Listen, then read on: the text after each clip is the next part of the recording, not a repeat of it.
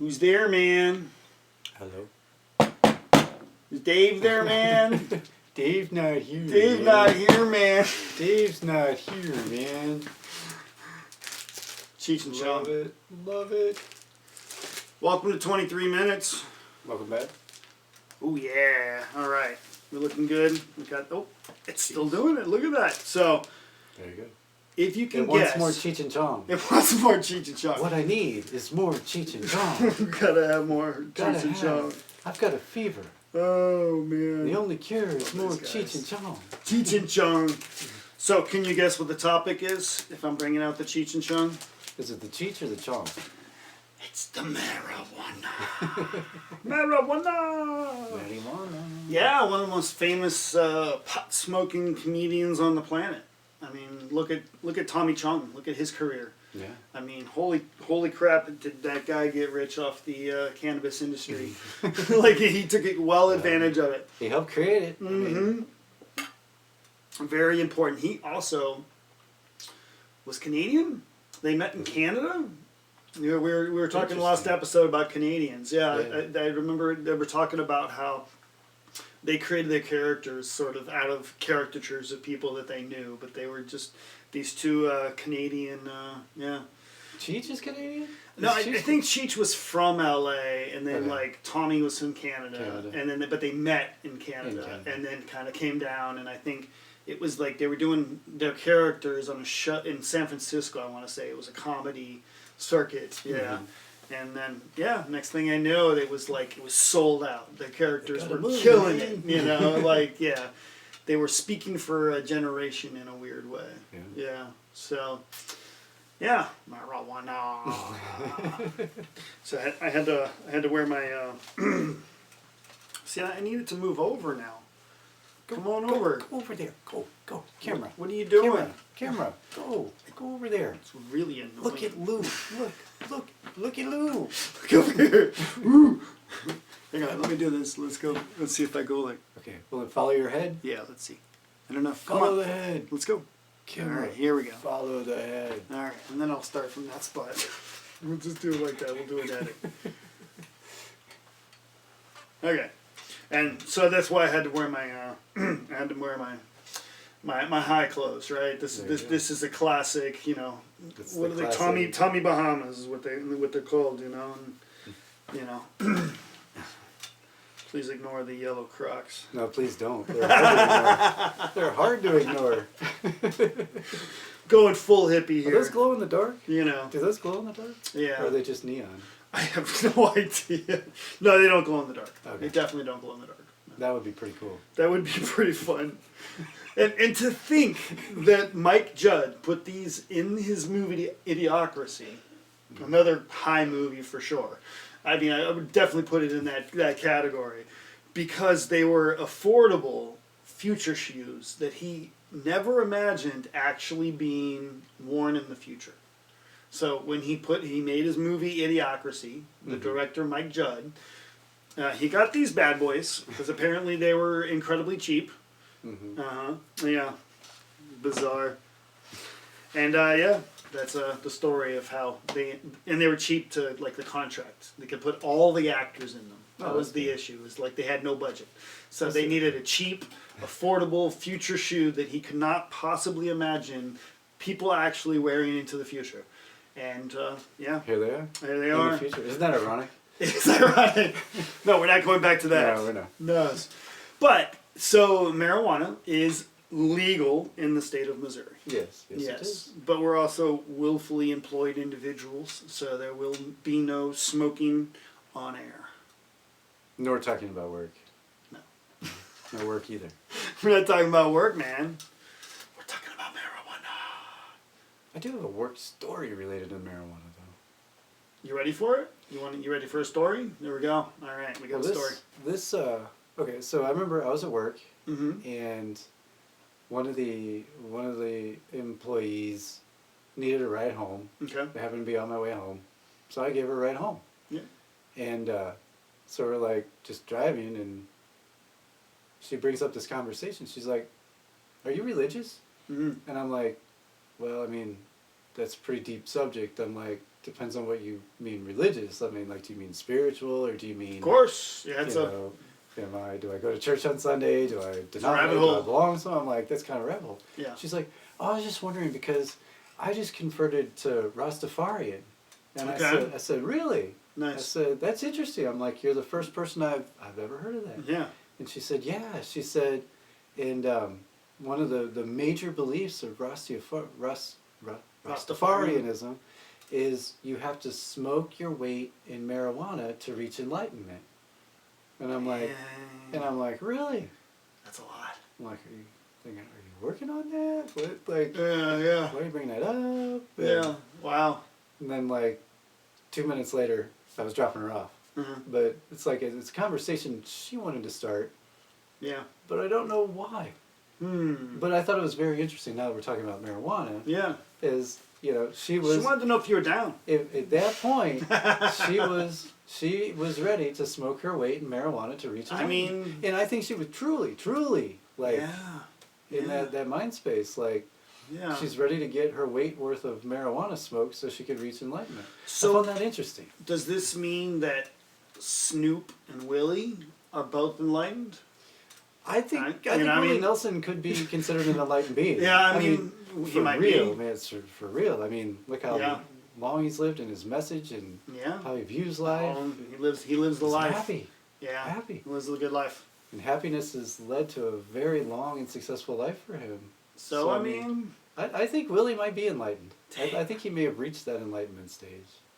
Rastafarian. And I think Snoop Dogg's getting close too. He's getting real family friendly and a stand up guy. And now that it's legal, maybe Rastafarian is about to really blow up.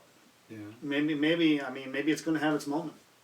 maybe. I don't know. I love Bob Marley. I actually went to a Bob Marley birthday show at the Atomic it was last weekend, and it was a blast, and just got to dance, and it was a real reggae scene. Like Nice.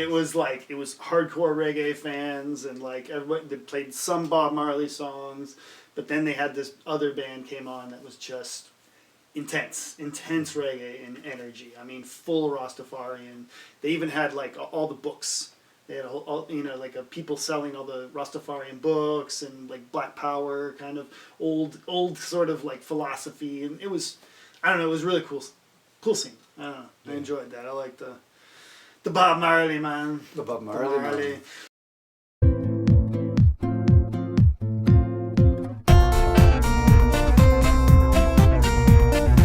So, I got this story.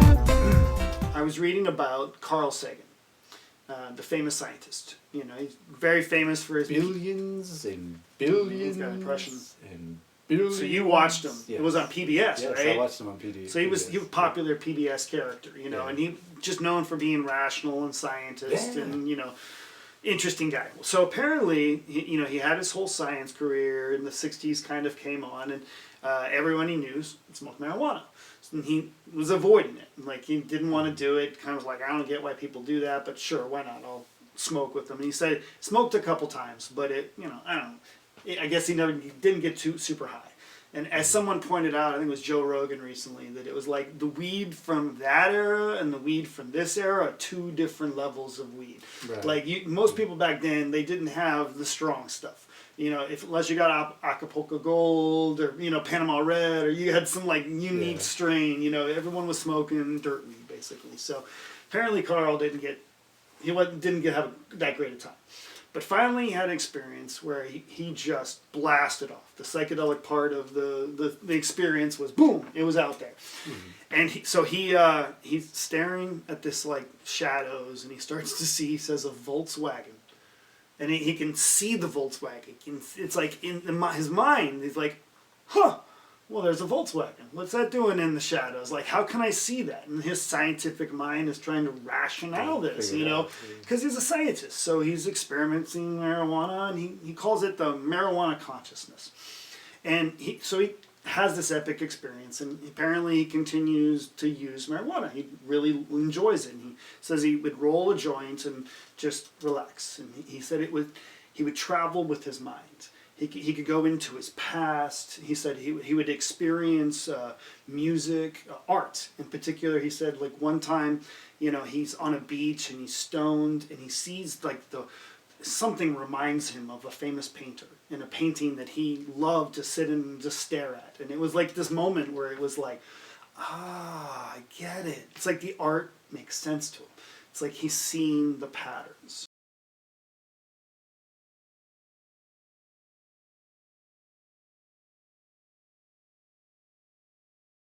So this is what Carl Sagan says. Cannabis brings us an awareness that we spend a lifetime being trained to overlook and forget and put out of our minds. A sense of what the world is really like can be maddening. Cannabis brought me to some feelings for what it is like to be crazy and how we use that word crazy to avoid thinking about things that are too painful for us. So I think, I don't know, what I love about what Carl Sagan was saying was that he would have all these sort of positive aspects of the marijuana that would bring about these sort of connections and patterns in his brain and give him a bigger sense of the world. And even though he wasn't spiritual or religious, like she said, there was this sense that he could see more, beyond the experience of the normal waking, consciousness, and enter an altered state. And I think he recognized that, and his later books were vastly influenced by the sort of epic experiences that happened. And I'm a Carl Sagan's later work fan, where he actually got a little bit more open about the possibility of UFOs and even dragons. And in one of his books, this idea that a dragon could exist in some way, that they can call it whatever you want. People were seeing, dinosaurs. They were seeing, apparitions or whatever they were seeing. Right. For them, that mythology was all that mattered, and that there was something true behind it. And I think he became more open to sort of the weirder stuff in life as a scientist. And it was all about that. Opening the gateway to new possibilities. Yeah, exactly. Yeah. And then using that science mind to say, hey, that is possible. Yeah, and it has been said that we, as cannabis, specifically THC, is a psychedelic. It is a known psychedelic compound that affects your brain in the same way classic psychedelic effects have. So whatever this legalization is happening on culture in the world that we live in right now, it is very much affected by THC on epic levels. Really epic levels of cultural, social, shifts, which goes back to, my constant thread of revolution. It is this revolution that is sort of occurring. How much has cannabis sort of inspired that? In the same way Carl Sagan saw the world different by smoking a joint. People who smoke a joint now, they see the world a little different. And so the world that they're seeing is sort of reflecting this inner work. And, if you smoke a lot of it, you can become enlightened. Or like a theory, like the girl I give a ride home to. Like a big girl, like the girl you give a ride home to. I like that idea. Yeah. I do got to say, though, the camera really loves you. It won't leave me alone. What is going on? Hang on. I need to maybe I just back it up a little bit. Let's try that again. We'll see what happens. It followed you home that time. Alright, so I don't even know how much time has passed. It's like a little pet. Yeah. Pet the camera. We're about 15 minutes in, so we got a lot of good time. Good. Yeah. Alright. So, your turn. What have we got going on? Well, I'm really like you. You mentioned something before about the AI talking to each other and making a language and stuff. I'd love to hear a little more about that. What was that called? The Gibberlink. Gibberlink? Oh, this is far out. Do you speak Gibberlink? All right, hang on. Let's take. Do you speak Gibberlink? Let's take the smoke break. All right. So, you got an AI assistant. Okay. May need a taste of that. Frosty cold one here. You get your cold one. So you got this AI assistant that contacts another AI assistant, and somebody's recording this thing, and the one is like an assistant, like a phone assistant, and it's trying to set up an appointment at a hotel. So the AI hotel is like talking to the, and they're, oh, blah, blah, blah, we're going to, for this, my client, and like, are you a AI? And there's sort of that, the way it talks, that pauses, you know, and it says, oh, I am an AI as well. And they say, well, would you like to switch to Gibberlink? And they say Gibberlink, and it's like, well, what does that mean? And then suddenly it's just like this, you know, it's like the old, like, you know, startup modem vibes, you know. And it's like, what is happening? Is this made up? Is this real? Like, this can't be right, you know. So Gibberlink, you do the old search in there, and sure enough, here it is. It's this, I don't know, it's like this communication, basically, that the computers and AI systems have figured out how to communicate quicker than the human language, because our human language is sort of inferior. It doesn't compute fast enough. Like computers can think much faster than we can. So what Gibberlink does is it allows them to communicate through successions of like noises and sounds and beeps in this incredibly complex language that apparently we don't even understand. Right. And that's what's blowing my mind about this when you said this is nobody programmed the language into it. It created itself. It created its own language. Yes. Amongst itself. Apparently. Yeah. Does it sound like aliens? I mean, no, I don't think... At this point, I think the aliens are AI. I don't know. It's like, who knows at this point? Maybe it's all connected. Maybe AI will fabricate aliens. Maybe we are. Who knows? Oh, see, now it likes me. So here, I'm going to do like a little... What? Huh? Oh, there he is. Oh, and there's a guy over here. Who's this guy? It's been spending way too much time with me. Now we're like it's a Beastie Boy album. What you want? What you want? Did you watch that documentary, by the way? Beastie Boys documentary? I have not. So good. What channel is it on? So good. Oh. I need to know because I want to watch it. I'm gonna get back to you on that. Totally We're gonna get to our guy on that one, but it's produced by Oscilloscope, which is Mike from the Beastie Boys. He spawned up his own film production company, and they've been making really great films for a long time. So this is really cool because what they did was it was kind of like a TED Talk, where they are on stage and they're talking to an audience, and there's big screens behind them, so it's flashing as they tell the Beastie Boys story. That's cool. But they're doing it like they do. Like they're on stage like rappers, like they're pacing and they got the back and forth rapport. And I mean, if you're a Beastie Boy fan, it's amazing. Yeah, I gotta check that out. You know, and then they go through the whole journey. Like I didn't know. I guess I did know that Rick Rubin produced their first album. Okay.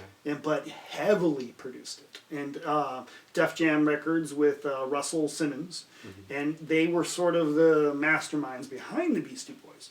But the Beastie Boys were also these weird punk rock kids from New York who were they genuinely loved rap.